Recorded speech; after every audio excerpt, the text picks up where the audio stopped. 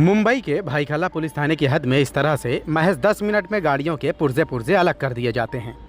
हैरानी इसलिए भी है कि यह जगह पुलिस थाने से महज चंद कदमों के फासले पर वाक़ई है और पुलिस थाने की जानकारी में होते हुए भी यह गोरखधंधा बखूबी अंजाम दिया जाता है।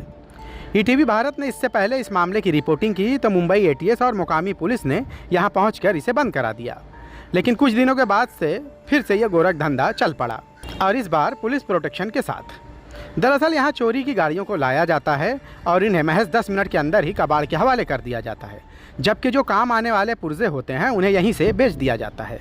हमने यहाँ के मालिकान से बात की तो पता चला कि यह गैर कानूनी काम तो है, लेकिन मुंबई की मुतअद्दिद जगहों पर इस तरह से पुलिस के साथ साठगांठ करके गाड़ियाँ तोड़ी जाती हैं। हमने मुकामी पुलिस थाने के सीनियर पीआई अशोक खोज से बात करनी चाहिए, लेकिन उन्होंने बात करने से इनकार कर दिया, जबकि जोनल डीसीपी परमजीत सिंह दहिया ने इस बारे में कार्रवाई करने की बात कही है। दरअसल महकमा आरटीओ की जानिब से टेंडर के जरिए गाड़ियां नीलाम की जाती है। इन गाड़ियों को कबाड़ के हवाले करने के बाद इनके नंबर आरटीओ के हवाले किए जाते हैं, जिसे वो कैंसिल करते हैं। लेकिन यहाँ मामला इसके बरक्स है।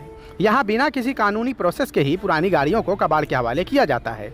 ऐसे में सवाल ये उठता है कि आखिर इस तरह के गैर कानूनी काम पुलिस थाने से महज चंद कदमों के फासले पर कैसे अंजाम दिया जा सकता है। अगर इनके जरिए कबाड़ के हवाले की गई गाड़ियाँ किसी वारदात में शामिल हुई तो उसे कैसे तलाश किया जाएगा। मुंबई से ईटीवी भारत के लिए शाहिद अंसारी।